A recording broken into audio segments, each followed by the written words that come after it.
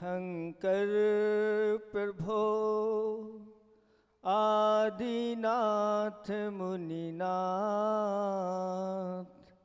आधि व्याधि अघुमदो मिटे, तौ पद में मम्मा। चरण शरण है आपके, तारण तरण जहाज, भवोदधि तट तक ले चलो, करुणा कर जिन राज। देवादिदेव 1008 अतिशयकारी जामनेर के आदिनाथ भगवान की जय हो। देवादिदेव 1008 चैतन्य चमत्कारी चिंतामणि पार्श्वनाथ भगवान की जय हो।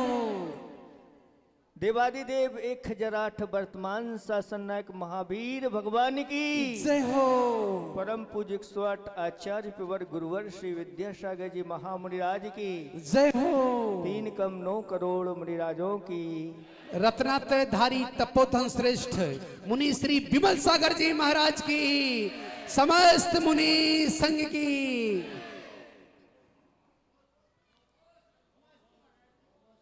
धर्म स्नेही भव्यात्माओं, आज जनपद सत्य के अनुसार वर्ष का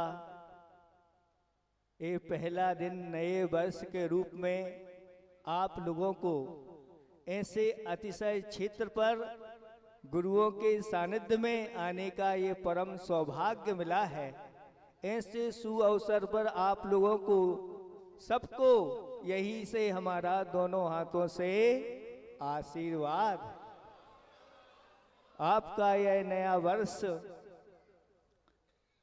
धर्म भावना धर्म प्रभावना के साथ आपके सुख समृद्धि आदि में यह वृद्धि का कारण बने।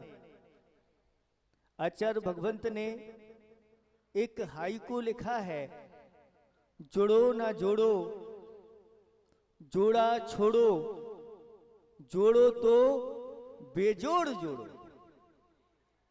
जोड़ो ना जोड़ो, जोड़ा छोड़ो, जोड़ो तो बेजोड़ जोड़ो। आदमी अपने जीवन में अनेक प्रकार के वस्तुओं का संग्रह करता रहता है, जोड़ता रहता है और जोड़ करके एक दिन यहीं पर छोड़ करके चला जाता है, कुछ साथ में जाता नहीं है। हमारे आचार्य भगवंतों ने इन शास्त्रों के अंदर ऐसी कथाओं को रखा है, जिन कथाओं को पढ़ते हैं सुनते हैं तो हमारी आंखें खुल जाती हैं, हम कहाँ हैं, हमें क्या करना चाहिए। एक सेठ की कथा आपको सुनाने जा रहे हैं, बहुत संक्षेप से सुनाएंगे। वह 7 दिन की लगातार वर्षा हुई। 7वें दिन जब पानी रुक गया, एक व्यक्ति अपने घर से बाहर निकलता है और नदी में जो पूर आया था, उस नदी के माध्यम से जो लकड़ियां आई थी किनारे किनारे पर पड़ी हुई थीं, उन लकड़ियों को वह इकट्ठा करके और गट्ठा बना करके अपने सिर पर रख करके वापस आ रहा था। ऊपर राजा और रानी प्रकृति की छटा निहारने के लिए छत पर खड़े हुए थे और देखा रानी ने कि एक ऐसा भी व्यक्ति है जिसके यहाँ कोई आज खाने पीने की व्यवस्था नहीं है और ये लकड़ियां गीली इकट्ठी करके ले जा रहा है। रानी को दया आ गई और राजा से कहा कि राजन, आपको इसकी मदद करना चाहिए। राजा ने उसको बुलाया और पूछा, तुम्हारे लिए क्या आवश्यकता है? वह कहता है, राजन, आपकी कृपा से सब कुछ है मेरे पास, एक बैल मुझे चाहिए है।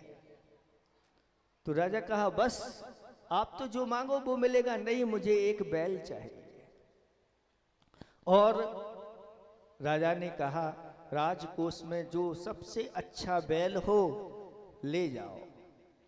वह बैल देखता है, लेकिन जैसा बैल उसके पास था राजा के खजाने में वह बैल नहीं मिला और वापस आ गया। कहता है राजन मेरी जोड़ीदार बैल तो आपके यहाँ नहीं। राजा बड़ा आश्चर्यचकित हुआ और कहता है कि मैं तुम्हारे बैल को देखना चाहता हूँ। मैं तो अभी तक ये समझता था कि मेरे सबसे अच्छे उत्तम राजा के पास बैल है।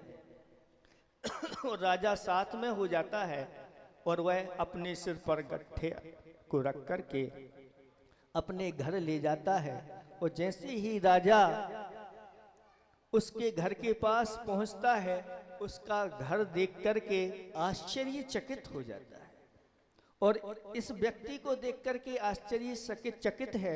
ये फटे हाल है, सिर पे गट्ठा रखे हुए है और इसका मकान तो बड़ा आलीशान दिख रहा है।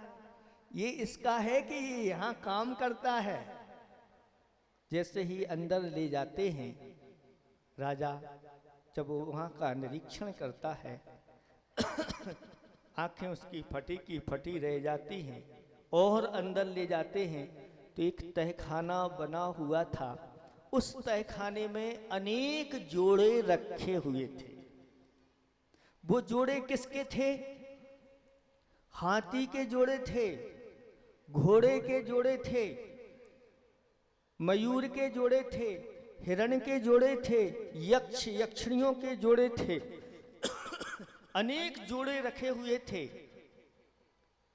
लेकिन वह जोड़े मिट्टी के नहीं थे, पत्थर के नहीं थे, लकड़ी के नहीं थे, पीतल के नहीं थे, तांबे के नहीं थे।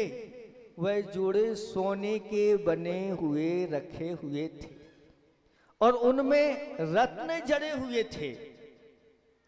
ऐसे जोड़े को देख करके राजा आश्चर्यचकित है। वहीं पर एक बैल खड़ा हुआ था। वह बैल किसका बना था? सोने का बैल रखा हुआ था। और वह कहता है राजन यही मेरा बैल है, इसकी एक जोड़ी हमारे लिए चाहिए। राजा सोचता है कि मैं तो सोचता था मेरे खजाने में सब कुछ है लेकिन ऐसा खजाना मैंने आज तक किसी का देखा नहीं। वह जैसे ही नीचे से ऊपर आता है, सेठ की सेठानी जब सुनती है कि राजा हमारे यहाँ आए हैं तो थाल में रत्न भर करके वह लेकर के आ जाती है और राजा की आरती उतारती है और अपने सेठ जी से कहती है कि राजन सेठ जी राजा को ये थाल भेंट करो। आज तक जिसने कभी किसी को कुछ नहीं दिया था और ऐसे एकाएक मौके पर थाल लेकर के आया और राजा सामने हैं, अब मना भी नहीं कर सकते और दे भी नहीं सकते। जैसे ही वह हाथ आगे बढ़ाता है उसके हाथ जो हैं सर्प के आकार जैसे फण जैसे लगते हैं। राजा इस दृश्य को देख करके वापस अपने महल की ओर लौट जाता है। धिक्कार हो ऐसे धन को, धिक्कार हो ऐसे कंजूसी को कि ये फटे हाल है। ऐसे मौसम में भी ऐसी लकड़ियों को इकट्ठा कर रहा है और इसके अंदर तो इतना भरा हुआ है ये पूरा का पूरा राज्य भी खरीद सकता है। उस सेठ ने इतना पुरुषार्थ किया कि यहाँ अपना देश छोड़ करके दूसरे देश में धन कमाने के लिए गया और वहां से लौट करके जब वापस लौट रहा था जहाज के माध्यम से बहुत सारा धन कमा करके, और समुद्र में तूफान आ गया और ऐसा तूफान आया कि वह समुद्र का जल उताल ऊंचा उठा, जहाज भी ऊपर की ओर गया और नीचे जाकर के समा गया। सारी की सारी प्रदर्शनी यहीं पर रखी रखी रह गई और सेठ जी चले गए। बहुत दिनों बाद जब पिताजी घर नहीं आए, उसका जो बड़ा लड़का था, दो लड़के थे, एक का नाम गरुण दत्त और एक का नाम नागदत्त था। गरुण दत्त जब खजाने में से कुछ रत्न लेने के लिए जाता है और जैसे ही प्रवेश करता है कि खजाने पर एक काला भुजंग बैठा हुआ है और वह फुसकार रहा है कि हमारे होते हुए कोई अंदर नहीं जा सकता। बेटे को आवश्यकता थी और सोचता है ये अभी तक तो यहाँ पर कोई सर्प वगैरह नहीं था, ये कहाँ से आ गया, और लाठी उठा करके उस सर्प के ऊपर ऐसा मारा कि वह मृत्यु को प्राप्त हो गया और मर करके नरक में चला गया। कौन था वो? वही सेठ जी धन के आसक्ति में, परिग्रह की आसक्ति में मरण करके अपने ही खजाने में, अपने ही प्रदर्शनी में वह सर्प बन करके बैठ गए और अपने ही बड़े बेटे ने आकर के उसको मार दिया और नरक में चला गया। इसलिए आचार्य भगवंत कहते हैं, जोड़ो ना जोड़ो, जोड़ा छोड़ो, जोड़ो तो बेजोड़ जोड़ो। अपने जीवन में ऐसा नहीं जोड़ना कि यहीं छोड़ करके चले जाओ और आप सब लोग दुर्गति के पात्र बन जाओ। इसलिए यहाँ जो सब आए हैं वो ऐसे नहीं हैं, ये सब बेजोड़ जोड़ने के लिए यहाँ पर आए हैं। क्योंकि ये जो क्षेत्र है अपने आप में बेजोड़ है। यहाँ की ये अतिशयकारी प्राचीन प्रतिमाएं कितनी प्राचीन हैं, इनका कोई इतिहास नहीं है। और इनके जो शरीर पर जो धारियां दिख रही हैं, ये धारियां नहीं है, ये थोड़ा थोड़ा पाषाण कट गया है। यानी ये कितनी प्राचीन होंगी कह नहीं सकते। कहते हैं जब 100 वर्ष प्राचीन कोई प्रतिमा हो जाए तो अपने आप में अतिशयकारी हो जाती है। और इन प्रतिमाओं की तो कितने हजार वर्ष हैं, 100 वर्ष नहीं, ये कितने हजार वर्ष प्राचीन प्रतिमाएं हैं, हम कह नहीं सकते। इससे अतिशयकारी इन प्रतिमाओं का आज आप लोगों के लिए भव्य महामस्त का अभिषेक करना है। और हमारे आचार्य भगवंतों ने कहा है कि जो ऐसी दिव्य प्रतिमा को, अलौकिक प्रतिमाओं का बड़े बड़े भाव सजो करके स्वधर्मेंद्र आदि बन करके अभिषेक करते हैं, शांति धारा करते हैं और ऐसे अपने नए वर्ष की शुरुआत करते हैं अगुआ बन करके। वह ऐसा पुण्य संचय करते हैं, जब वह पुण्य उदय में आता है तो सभी जगह वह प्रधान पदों को प्राप्त करके और वह सबका संचालन करने में समर्थ होते। ऐसी दिव्य प्रतिमाओं का सामान्य से तो अभिषेक करते ही हैं, लेकिन आचार्य भगवंतों ने कहा कि अगर आप जिनेंद्र भगवान का महामहोत्सव करके 1008 कलशों से अभिषेक करते हैं तो ऐसा अभिषेक करने वाले भव्य प्राणी संसार के श्रेष्ठ सुखों को प्राप्त करके और फिर जाकर के पंच कल्याणकों को प्राप्त हो जाते हैं, यानी उनके पंच कल्याणक होते हैं। और मेरु पर्वत पर उनका स्वयं अभिषेक स्वधर्म इंद्र के द्वारा होता है। ऐसी ये दिव्य प्रतिमाएं हैं। भगवान जो होते हैं, भगवान अपनी नासा दृष्टि रखते हैं, आपको देखते नहीं, लेकिन उनके केवल ज्ञान में सब कुछ झलकता रहता है। कहा है कि प्रभु वो दरवेश हैं, प्रभु वो दरवेश हैं जो सबकी खबर रखते हैं, नजर उठाते नहीं पर झोलियां भर देते। अंधों को उजालों की किरण, लंगड़ों को पग देते हैं। अंधों को उजालों की किरण, लंगड़ों को पग देते हैं। गूंगों में मधुर स्वर, बहरों में धर्मामृत भर देते हैं। दवाई देते नहीं पर रोग सब हर लेते हैं। प्रभु वो दरवेश हैं जो सबकी खबर रखते हैं। कभी किसी से रिश्ते बनाते नहीं, कमाल है कि वो सबके हो जाते हैं। कभी किसी से रिश्ते बनाते नहीं, कमाल है कि वो सबके हो जाते हैं। पूछते कुछ भी नहीं पर सबकी खबर रखते हैं। प्रभु वो दरवेश हैं जो सबकी खबर रखते हैं। सामान कुछ भी नहीं, भगवान के पास कुछ है क्या? दिख रहा है? सामान कुछ भी नहीं पर ग्राहक अनेकों आते हैं। सामान कुछ भी नहीं पर ग्राहक अनेकों आते हैं। देते कुछ भी नहीं पर लोग बांध करके ले जाते हैं।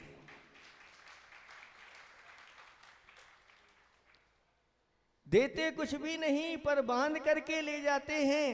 पूछते कुछ भी नहीं पर सबको गुजर देते हैं। प्रभु वो दरवेश हैं जो सबकी खबर रखते हैं। आज आप ये देख रहे हैं, ये क्षेत्र है और ये क्षेत्र वर्षों से यहाँ पर श्री जी बैठे हैं और आप देख रहे हैं कि श्री जी के लिए कोई विशेष वेदी नहीं है, श्री जी के कोई गर्भालय नहीं है, श्री जी के लिए कोई शिखर नहीं है। इतने अत्यंत अतिशयकारी प्राचीन भगवान होके हुए भी हमने इनके लिए क्या किया? अपने लिए हमने क्या जोड़ा है? क्या क्या नहीं बनाया है? सबके बहुमंजिली मकान हैं, दुकान हैं, गाड़ी है, सब कुछ कर लिया, लेकिन ये आपका नहीं। याद रखो बंधुओं, जिस दिन आप यहाँ से चले जाओगे वो सारी की सारी सब यहीं छूट जाएंगी। लेकिन अगर जिनेंद्र भगवान के लिए हमने भव्य वेदिकाएं बना दी, उनके गर्भालय बना दिए, अगर उनके शिखर बना दिए, तो याद रखना ये ऐसा पुण्य संचय होगा कि आपको कभी कुछ बनाना नहीं होगा। आपके लिए बने बनाए स्वर्ण के महल मिलेंगे। स्वर्गों में स्वर्ण के और रत्नों के बने हुए महल रहते हैं। उनके जो विमान होते हैं सब स्वर्णमयी रत्नमयी होते हैं। ये सब उनको मिलते हैं जिन्होंने ऐसे देव शास्त्र गुरु के लिए अपनी चंचला लक्ष्मी को समर्पित कर दिया। धर्म और प्रभु ये कहते हैं कि मेरे लिए एक बार आंसू बहा के तो देख, एक बार मेरे लिए आंसू बहा के तो देख, तेरे जीवन में आनंद का सागर ना भर दूं तो कहना। एक बार भगवान के लिए करके तो देखो, एक बार ऐसा, एक बार मेरे लिए मर के तो देख। कभी आप धर्म के लिए मरे हो, धर्मात्माओं की रक्षा के लिए मरे हो? धर्म कहता है एक बार मेरे लिए मर के तो देख, तुझे अजर अमर ना बना दूं तो कहना। कैसे कितने उदाहरण हैं शास्त्रों में। एक सूकर ने दो मुनिराज की रक्षा के लिए एक सिंह के सामने, वो सूकर कहां सूकर और कहां सिंह, और वह जंगली सूकर सिंह के सामने वह खड़ा हो गया, मेरे होते हुए आगे नहीं बढ़ सकते। और उस सूकर की सिंह के साथ ऐसी लड़ाई हुई, ऐसा घमासान युद्ध हुआ कि सिंह ने सूकर को और सूकर ने सिंह को पछाड़ दिया। दोनों मृत्यु को प्राप्त हो गए। सूकर अमर बन गया और सिंह नरक में चला गया। एक बार जिसने अपने प्राण ऐसे धर्म के लिए निछावर कर दिए, नियम से वह अजर अमर बनता है। अभी अमर बना है, आगे जाकर के वह सिद्धालय में जाकर के अजर अमर ऐसे पद को प्राप्त करता है। मेरे लिए भगवान कहते हैं, एक बार मेरी प्रतिमा विराजमान करके तो देख, तेरे पंच कल्याण न करा दूं तो कहना। एक बार मेरे लिए वेदिका विराजमान, वेदिका बना करके तो देख, तेरे लिए संसार के श्रेष्ठ सिंहासन पर ना विराजमान कर दूं तो कहना। एक बार मेरे लिए खर्च करके तो देख, तेरे लिए कुबेर के खजाने ना खोल दूं तो कहना। ऐसी ये महिमा है। आचार्य भगवंतों ने कहा कि सरसों के दाने के बराबर दान किया जाता है और उसका फल बट वृक्ष के समान मिलता है। जैसा बट वृक्ष फलता फूलता चला जाता है, ऐसी महिमा इस दान की है। और वर्ष के प्रारंभ में आप लोगों को ये सौभाग्य मिलने जा रहा है।